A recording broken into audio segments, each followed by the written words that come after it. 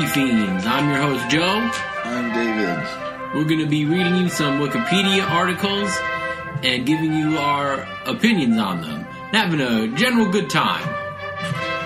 So, first topic for today is Fool's Gold Loaf. Fool's Gold Loaf is a sandwich made by the Colorado Mine Company, a restaurant in Denver, Colorado. The sandwich consists of a single warmed, hollowed-out loaf of bread filled with the contents of 1 jar of creamy peanut butter, 1 jar of grape jelly, and a pound of bacon.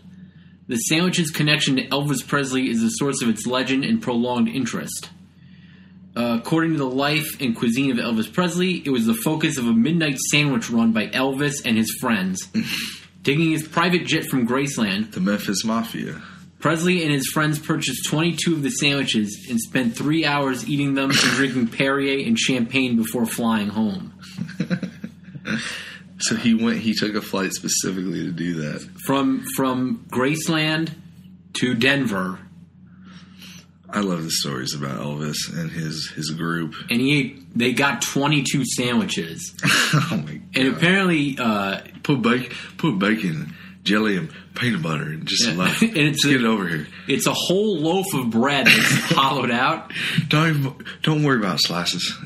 And it's cut lengthwise also. So instead of it's like a big club. Instead of sliced vertically, it's sliced horizontally. So like a whole loaf. And it says that it is about 8,000 calories. Oh wow. Yeah. And they had 22 of them. It doesn't say how many people were in the group of friends, though. Oh, they probably, and they picked up people along the way. Yeah. It's probably a large group. It's very Elvis, though. And apparently he offered like a loaf to like the pilot and co-pilot of the private plane. You want some of this? Yeah. So there's plenty. That's nice of him. He's a generous guy. He had a bunch of food related problems. Yeah. I like how it's decadent, but it's kind of like it's all shit you could get at a gas station as well. It is. Yeah. I wish it said how much it costs. It'd be interesting to know how much a single thing. Yeah. And it's possible the Colorado Mine Company is still in business. So, if you're going to Denver, you can look it up. Get some Perrier and 31 of these. Some champagne. Well, it's a whole lot of calories.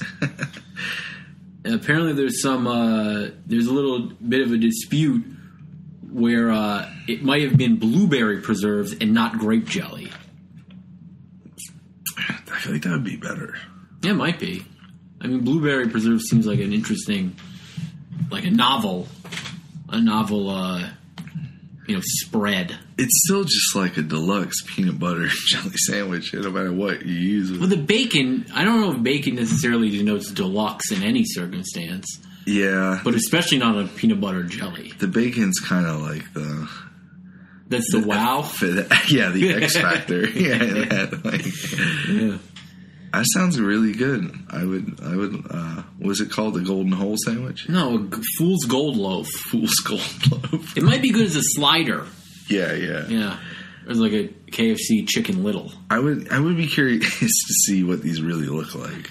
Well, there's a pic right here. I'll show you, but the viewers can't see. The listeners can't see, but... Okay, so it's kind of like a calzone almost. It's a loaf of bread that's cut and hollowed out. But hollowed out. That's the key thing. It's less bread. Calzones... Right. It's not like a whole loaf of Wonder Bread. Where is the bacon in the middle between the peanut butter? It looks like it's between the peanut butter and the jelly. The jelly's on top. Okay. So the bacon's directly in the middle. The Fool's Loaf begins with a loaf of French white bread that is covered in 2 tablespoons of margarine and baked in the oven until brown. 1 pound of bacon slices is fried in oil until crispy and drained. The loaf is sliced lengthwise, hollowed out, and filled with peanut butter, grape jelly, and bacon. Yeah. So... I would love to hear Elvis's personal quotes about this. Well, I mean, there might be something in that book. I hate these. The Life and Cuisine of Elvis Presley. Is it something he came up with, or something they just served? I know. It seems like he heard about it. Oh, he heard about it. On the night of February the 1st, 1976, Elvis was at his home in Graceland, entertaining Captain Jerry Kennedy of the Denver, Colorado Police Force and Ron Pietrafesso of Colorado's Strike Force Against Crime. The three men began discussing the sandwich, and Presley decided he'd want one right then. He's talking with cops like, oh man, what are you saying? Where is this? Well, it seems like they're both from Colorado. Plus, there's that weird thing where like Elvis was given a bunch of like honorary, right. law enforcement statuses. Well, he's like a professor and shit at universities. Well, like I think like Nixon. I know Nixon gave him like a DEA. Like an honorary DEA title, and then Elvis gave him 2 gold-plated 45s. Oh my god! Like 45 guns, not 45 records. Ah, I see. Oh my god! Now, see, you could just. There's so many facts about Elvis. He was just such a colorful character. I like a lot of his songs. He's very. You can't even get started with him. I like Trying to Get to You. I like Kentucky Rain. Yeah, you've always liked that one, even since college. It's a good one. Yeah. All right, so we'll have to revisit his cookbook another time. I know there's a lot of fun things in there. All right, so what do you have on the agenda? Let me see. Let's go with. All right, it's a Latin legal concept. Delegata, potest, non-potest, delegari, which means no delegated powers can be further delegated. In constitutional and administrative law, the principle delegata potest, non-potest, delegare states this, and alternatively means one to whom power is delegated cannot himself further delegate it. The principle is present in several constitutions in jurisdictions such as the United States, United Kingdom, and India, and a Catholic canon law. Sounds interesting. So I guess if you're elected mayor, you've been delegated it, you can't say, well, I'm going to hire 3 sub-mayors, and they're going to run shit. They're going to be paid out of my fees or whatever. It seems like you could hire like other people though, right? Like assistants. Right. It seems like it'd be very easy to get away with it, get around this with like, maneuvering. Right. To hire, a secretary of.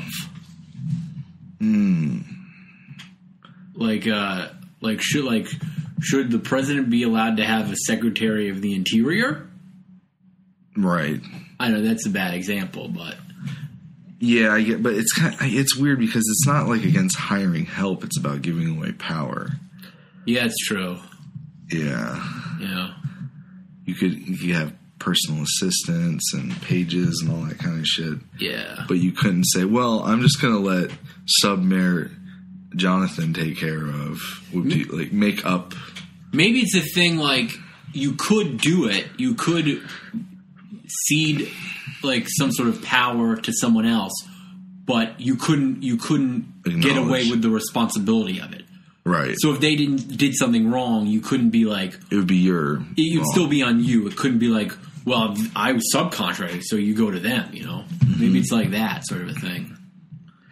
In United States law, one of the earliest mentions of the principle occurred when it was cited by counsel for one of the litigants before the case, the Supreme Court case of Pennsylvania in 1794, in McIntyre versus Cunningham. The summary of the case reports Mr. Wilson had given no power to North to transact his business, but even if he had, it is a maximum that delegata potest non potest delegari.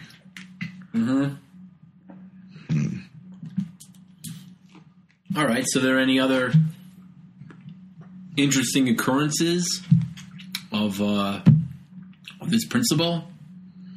They just kind of get into the the different variations. Mm-hmm. In Indian law, the subdelegate of a delegated power is ultra vires to the enabling act. I don't know what the hell that means. Mm-hmm. The Catholic canon law, ordinary executive power can be delegated either for an individual case or for all cases unless law expressly provides otherwise. Mm. Okay. No subdelegated power can again be subdelegated unless this is expressly granted by the person delegating. So, I mean, this is kind of more just like, yeah, you can do whatever you want, just as long as it's according to the food chain. Mm. Sound legal principle. Yeah, it's kind of a weird specific thing. Mm-hmm. It's because it's constitutional law, but it's also kind of like this corporate administrative law. Mm. So it's kind of in two different worlds. Well. All right. Well, I have some controversies from CNN and from MSNBC. Mm-hmm. So in CNN, in September 2005, during the aftermath of Hurricane Katrina, CNN anchor correspondent Wolf Blitzer said on air about those remaining in New Orleans after the storm, "So many of these people, almost all of them that we see, are so poor and they are so black." Who is this again? Wolf Blitzer. Oh, the Wolf Blitzer. This is one of his controversies about him. Yeah. Now, during the January 1st, 2007 edition of The Situation Room, CNN used the name of then U.S. Senator Barack Obama as a caption on a story about Saudi al-Qaeda founder Osama bin Laden. Mm-hmm. A promo for an upcoming news feature on the whereabouts of bin Laden carried the caption, "Where's Obama?" Mm-hmm. over images of the al-Qaeda leader. CNN later apologized for what it described as a very bad typographical error, and Wolf Blitzer himself apologized on air for the slip. She's having all kinds of little funny things happening to him. Yeah, that one seems like it's not as bad of a thing as the so black thing. I mean, they're both kind of just like, if you're on TV all the time and you're just having to fill air, you just say dumb shit all the time. Yeah, probably. It could have been a thing like he's up all night. I don't want to apologize for Wolf Blitzer, but... Right. You know. Well, it's like he couldn't find another word to say, you know what I mean? Well, I mean, how else can you finish that? They are so poor, and... I mean, it's kind of like, you know, what are you going to do? Well, I mean, there's a million other words he could have said, but he probably was up all night. He's like... he's trying to hit all of his main points without sounding like an asshole. He sounded like an asshole. Like, he fucked up. And here are some controversies from MSNBC. On May 5th, 2014, during the show Way Too Early, a segment was done about the historical background of Cinco de Mayo. Mm-hmm. It featured Louis Bergdorf dancing around the set in a sombrero, shaking maracas and drinking tequila, which host Thomas Roberts referred to as go-go juice. Fucking retards. Jesus Christ. Wait, what year did they do that? 2 years ago. 2 years ago? It's like no fucking like self-awareness like whatsoever. And it came under quick criticism for its mocking of Mexican heritage and its use of false stereotypes. MSNBC apologized the next day, saying there was no intention to be disrespectful, and that while the props were planned, Roberts and Bergdorf acted the way they did on their own. The two hosts also apologized, although they partially deflected the blame back at their producers for allowing the segment to begin with. And it's kind of funny. No one's taking accountability of that. Yeah, what are you going to do? Let's see what else we have here. It was an interesting one. Let's see. I'll find one I saw about Mitt Romney. Yeah. There's a lot. It looks like a lot of accusations about how it's too left wing. What, CBS? Right? No, we're on MSNBC. Oh, MSM. Yeah, that's the thing. They're always right. Liberal media conspiracy.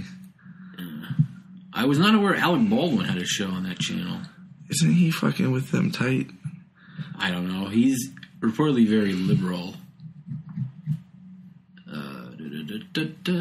That looks like it's about it of all the good ones. There's a BBC controversies and a Fox News, but perhaps we'll have to save that for another day unless I can find something pretty interesting. Other quick flubs.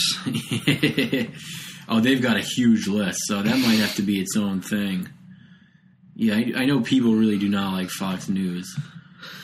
So we're gonna come back. We're gonna come back with that at another time, but we'll go on to Dave's next topic. All right, I've got. I don't know which one. All right, I'll do the Glass Delusion first, I guess. The Glass Delusion is an external manifestation of a psychiatric disorder recorded in Europe in the mainly late Middle Ages and in the early modern period, 15th to 17th centuries. People feared they were made of glass and therefore likely to shatter into pieces. One famous early sufferer was King Charles, the Sixth of France, who refused to allow people to touch him and wore reinforced clothing to protect himself from accidental shattering. Oh, God. The concentration of the glass delusion among the wealthy and educated class allowed for modern scholars to associate it with a wider and better described disorder of scholars' melancholy. Robert Burton's The Anatomy of Melancholy, 1621, touches on the subject in the commentary as one of the many related manifestations of the same anxiety. Fear of devils, death, that they shall be so sick for some such disease, ready to tremble at every object, they shall die themselves forthwhile, or that some of their dear friends or near allies were certainly dead, imminent danger, loss, disgrace still torment others, and that they are all glass, and that they sure suffer no man to come near them, that they are all cork, as light as feathers, others as heavy as lead, some are afraid their heads will fall off their shoulders, that they have frogs in their bellies, etc. So it's kind of just this generalized, like, wild anxiety disorder. Yeah, that's very, but it's a very odd, specific thing to occur within, like, a group of people. Mm-hmm. Like, specifically glass. I guess it's like they realize how fragile they are or something? Yeah, or it's just anxiety about fragility. Like, it's, I don't know. It's like you see people die of being really sick, and you kind of just start to get this crazy anxiety if you see it enough. It's like a weird thing, though, that for that to manifest in like the powerful, like people of a powerful family sort of thing. Mm-hmm. Interesting. Yeah, it's an odd one. Yeah. Well, I'm glad I don't have it. I felt kind of like this way in the morning before. You mean this morning? No, like sometimes in the morning, and I walk to the train, like I feel like someone could just shatter me. That's not good. I mean, not like seriously, not like I'm literally, you know what I mean? You mean figuratively shatter you? Yeah, pretty much. That's not good, Dave. Oh, well, anyway, what's the next topic? All right. I've got one about the Kirby Vacuum Company. Okay. It's a manufacturer of vacuum cleaners and home cleaning accessories based in Cleveland, Ohio. It's a division of the Scott Fetzer Company, which is in turn part of Berkshire Hathaway. And it's sold only via in-home, door-to-door demonstrations. And so here's under criticisms of marketing and sales practices. The practices of some of Kirby's independent distributors have been subject to criticism. The Kirby is included by Lon L. Fuller and Melvin A. Eisenberg, professors at Harvard and UC Berkeley School of Law, Columbia Law School, as a textbook example of unconscionability. Kirby has been subject to relentless criticisms by consumer protection agencies. As of 1999, of the 22 state consumer protection agencies, 15 had received a total of more than 600 complaints in just a few years. Between 96 and 99, Wisconsin Department of Agriculture, Trade, and Consumer Protection received 50 complaints regarding Kirby dealers, and concluded from its investigation that Kirby, through its distributors, engaged in a statewide pattern of trade practices violations of state consumer protection law. Now here, many of the complaints involved older customers who lacked the will to stand up to grueling sales pitches. The Wall Street Journal records examples where an elderly couple was unable to remove 3 Kirby salesmen from their home for over 5 hours. In another example, a disabled woman who had been living alone in a mobile home on $1,000 a month in Social Security payments and suffering from Alzheimer's disease was discovered to own 2 Kirby vacuum cleaners, having paid $1,700 for the second one. Oh my God. 2002, Florida Agriculture and Consumer Services Commissioner obtained $13,000 in refunds for 13 senior citizens. Oh, wow. So $1,000 each, so I guess. Really aggressive marketing to elderly. Now, according to the Wall Street Journal, the device costs more than 4 times what other top-of-the-line vacuum cleaners do. Wow. Kirby compares the price difference to that between luxury and economy cars, yet luxury car dealers don't make house calls in trailer parks, but Kirby dealers do. The Kirby vacuum cleaner is marketed exclusively door-to-door, often to people who can ill afford a $1,500 gadget, but succumb to the sales pitch nonetheless. Jesus. And they were involved in some litigation. What year was this active? It's still going on. Oh, this is like ongoing. When did it start? I had a job interview for this when I was in New Hampshire. Wow. It was horrible. I had a friend actually that did some work, and I remember him talking about training him to do door to door, and they'd kind of go around in a big van. Like, I imagine it's kind of a similar thing. Like, eesh. All right, here's some litigation. One thing that's not super related is North Dakota Supreme Court held Kirby liable in a rape indictment.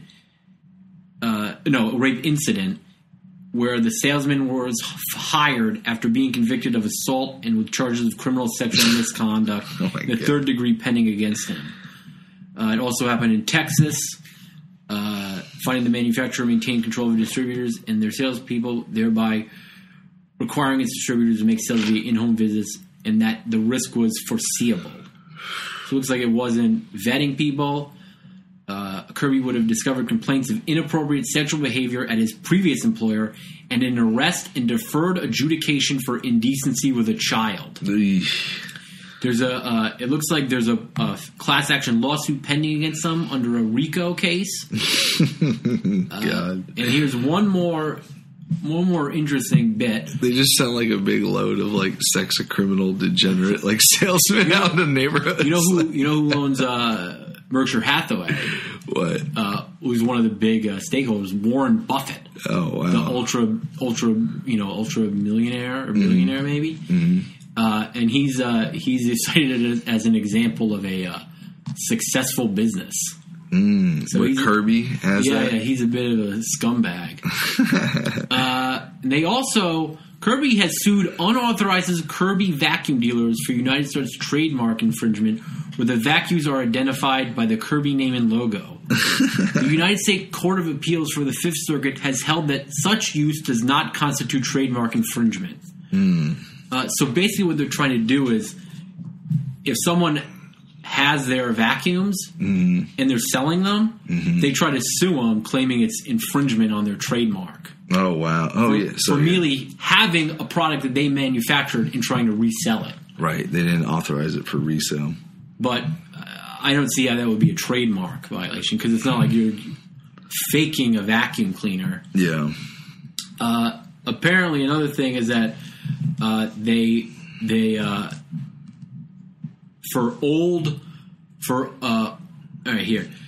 complaint alleges that Kirby commonly sells distributors new empty boxes and packaging material for the obvious purpose of repackaging unit that the distributor previously sold to a prior customer.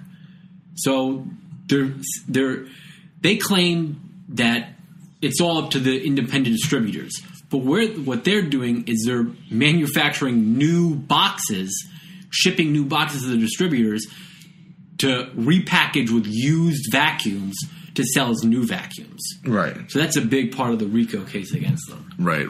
They're essentially right. Yeah, huge scumbags. And I remember they had a crazy thing where, like, when I went on the interview, and it was all like they called me in for a teleconferencing job, but then they did like a bait and switch where they wanted me to go door to door. Oh, really? And they were talking about like how I could win, like everyone could win fabulous prizes and stuff. And like you can win like the low end, the beach ball. The high end, a trip to the Bahamas. It's like, well, that's should be a big tip off that like you like. This is not a job. Yeah, no job should be talking about the prizes you can win. It's like a carny type, right? A carny type atmosphere. That's very strange. Yeah. Kirby, but they say the vacuums are pretty good. Well, invite them over. And I have read that they. That the character Kirby was borrowed from the vacuum. Oh, the Nintendo character. The Nintendo character for its ability to suck. That's crazy. Like, when you first started talking about the story, I thought you were talking about Kirby brand. Like Kirby, that Kirby. No. I thought eventually you were going to say, and then there was a pink character, like... I guess it might be somewhat related, but that's sort of that might be an unsubstantiated... I see. Is he like a vacuum cleaner? Isn't it like he just puffs up? He's a thing. He's not a vacuum cleaner. No, but like he sucks in, he eats you. Yeah, he can suck in enemies. And he absorbs. He can either eat them and spit them out as stars, or he can take over their abilities. Right. Which is not like the vacuum cleaners. Neither. Not capable of either of those things. Yeah. It just gets rid of debris and detritus. Right. All right. So you have one more?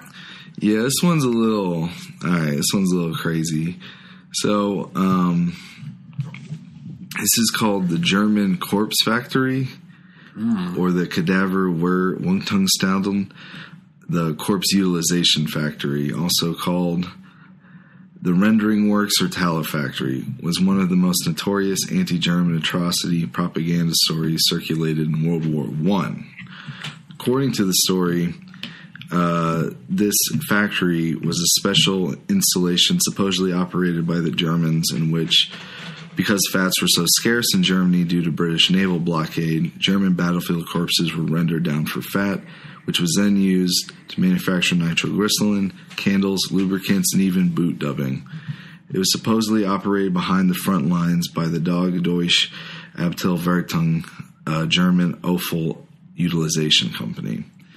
Pierce Brendan has called it the most appalling atrocity story of World War I, while Philip Knightley has called it the most popular atrocity story of the war.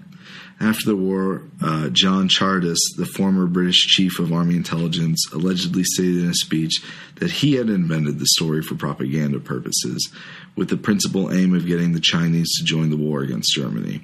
This was widely believed in the 1930s and was used by the Nazis as a part of their own anti-British propaganda. So wait, it was fabricated? It was fabricated. Oh, shit.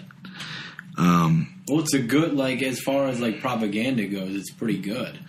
I mean, right. And it's easy. People believe it, are inclined to believe it quickly.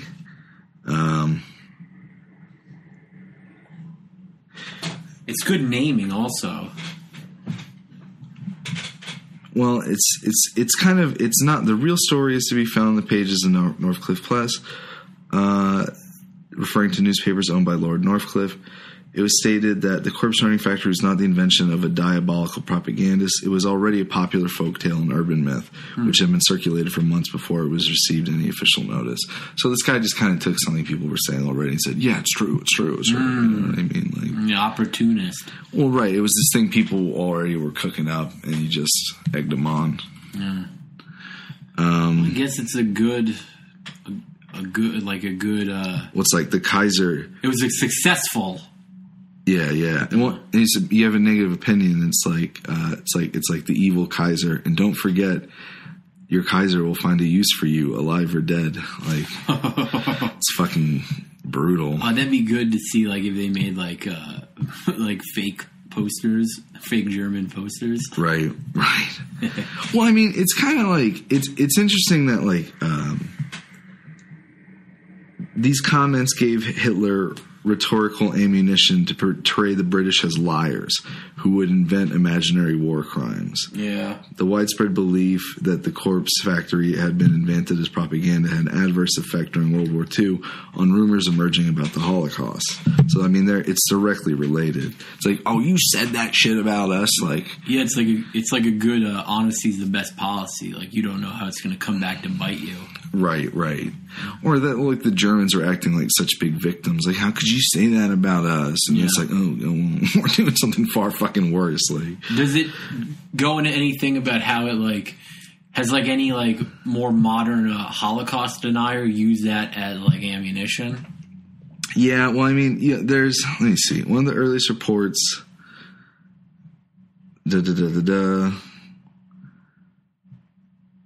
Dave's reading it right now. I don't want there to be... Oh, chill. That's a big long line, man. German scholar Joachim Nieder notes, there can be no doubt that the reported commercial use of the corpses of murdered Jews undermined the credibility of the news coming from Poland. Delayed action there may have rescued many Jewish lives. So I guess it's kind of like, it is this whole kind of, there's these old rumors and now there's these new rumors. And it's just all... We want to go on the record at Wikifiends that we believe that the Holocaust did take place. Yes, absolutely. But I want to get to the bottom, like, of this. Well, it's like proto fucking like Holocaust, like, you know what I mean? Like, I guess, well, it's kind of like, it's a rumor about brutality. Yeah. It's like inhumanity. Yeah, it's setting up a pathology of inhumanity. That was pretty interesting. Yeah, I thought that was bizarre, like, you know. What's the name of it again? The German Corpse Factory. What was the name in German? Cadaver Wirtstungstätte. It's pretty good. All right. So we have a game. Yeah. Do you want to do your game first, or you want to play my game? Play your game. Okay. So my game is based on list of professional sports people convicted of crimes. Mm-hmm. I'm going to tell Joe the name and the team when arrested, and he has to guess, based on my choices, what the crime was. Mm-hmm. So let's get started. Jesus, one you've heard of. Nate Newton, retired from Dallas Cowboys. Was he arrested for A, first-degree murder, B, drug trafficking, C, tax evasion? Nate Newton from the Dallas Cowboys. Tax evasion? Drug trafficking. Okay. He served 7.5 years and was released after about serving 2.5. So let's do O.J. Simpson. Yeah, list them. Rape. Murder. Robbery. Is this arrested for or convicted of? Arrested for. Well, he was arrested for both murder and for robbery. So robbery, yes. The O.J. Simpson robbery case. Yeah, but he was arrested for the murder of his wife and Ron Goldman. True. But not convicted. All right. Stanley Wilson Jr., retired from the Cincinnati Bengals. Did he do unlawful sexual conduct with a minor, sexual assault, or burglary? Stanley Wilson Sr., retired from the Cincinnati Bengals. I'll tell you, he got 22 years. What were the things again? Unlawful sexual conduct with a minor, sexual assault, or burglary. Sexual assault? Burglary. Oh, really? Yes. Sentence was under a third strike provision. Okay, all right. All right. Dante Stallworth, Cleveland Browns. Dogfighting, DUI manslaughter, or kidnapping. DUI manslaughter. Correct. Oh, 30 days incarceration, 2 years house arrest. Let's do...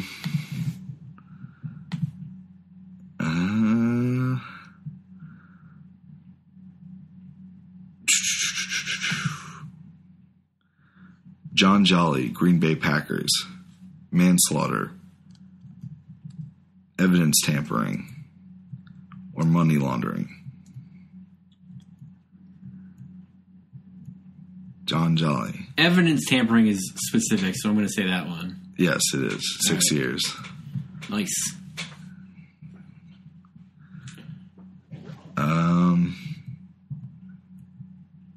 Thomas Hollywood Henderson, Dallas Cowboys. Criminally negligent homicide, sexual assault, or first-degree murder. First-degree murder. Sexual assault. Okay. All right. You're pretty good. Yeah. All right. All right. So we've got another gay game for you. Who's gay? Yeah. So I'm going to be reading from a list of gay, lesbian, or bisexual people, and I'm going to ask Dave to guess if they're straight, gay, or bi. So I'm going to be working from the L's this week. The first one up is photographer David LaChapelle. Gay. Yeah, you know that. He went to SVA. Right. Yeah. The second is actor Justin Long. I don't know him. Bi. No, he's straight. Straight. The next is actress Ida Lupino. I don't know who that is. I'm going to say bi. She is listed as straight. Damn. Yeah. She's cute, too. I didn't know those last two. Yeah, she had three husbands. No. Yeah. Died of a stroke. Straight as they come. She's cute. And the last one is Ludwig II of Bavaria. Gay. Yeah. That was a silly one. Yeah. No, there's not a lot of good L ones. No good L's. Yeah. There was one really wacky name I saw here. It's like it's like Louis Love or something.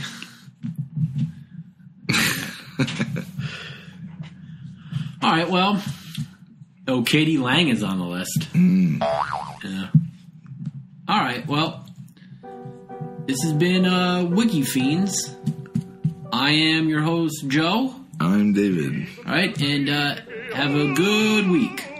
Bye-bye. Bye. Herz dich wäre zu besiegen,